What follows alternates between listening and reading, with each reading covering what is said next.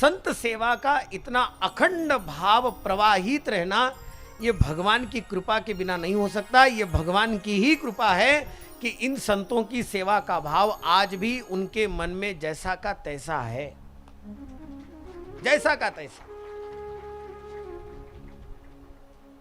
ये केवल बखान नहीं कर रहा हूं मैं, और इसका स्तुति कर, यानी मैं केवल बहुत ज्यादा उनकी बढ़ाई कर रहा हूं। बढ़ाई करने का मेरा स्वभाव भी नहीं है, ध्यान में रखना।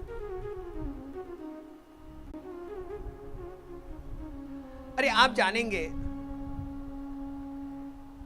एक साधारण सज्जन, कोई नाम चिंतन करने वाला भक्त भी अगर मंदिर में आ जावे तो उसे पानी पिलाए बिना और उसे थोड़ा बहुत खिलाए बिना अगर बाबूजी भेजते नहीं है तो जानिए ना,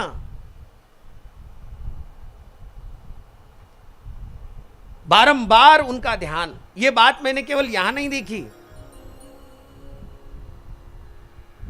कुछ वर्ष पहले जब मैं स्वयं वर्धा में एक कथा कर रहा था, गजानन महाराज के मंदिर के समीप, गजानन महाराज के मंदिर में ही कथा कर रहा था, उस समय पर वहां के कुछ लोगों ने मुझे यह बात कही है।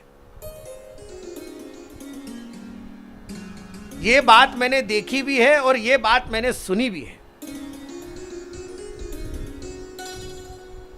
आप जानना,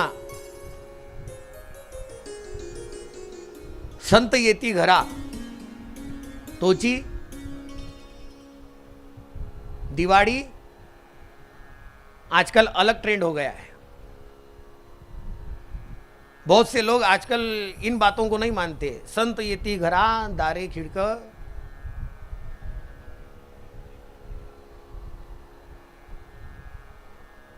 नहीं रहा आजकल बहुत से लोगों का भाव, नहीं रखते। लेकिन जिन जिन घरों में स्वयं इस प्रकार का संत का भाव है, जिन जिन घरों में स्वयं इस प्रकार का भगवान के धर्म, भगवान के प्रति, धर्म के प्रति इतना शुद्ध भाव है, वो परिवार भगवान का है। ध्यान में रखना, भगवान उस परिवार में आते हैं, उस घर में आते हैं। करदम जी के घर में स्वयं भगवान ने अवतार धारण किया, उसके पीछे कारण भगवान की इच्छा थी, लेकिन भगवान की इच्छा को धारण करने के लिए करदम जी ने अपने परिवार को भी वैसा बनाया।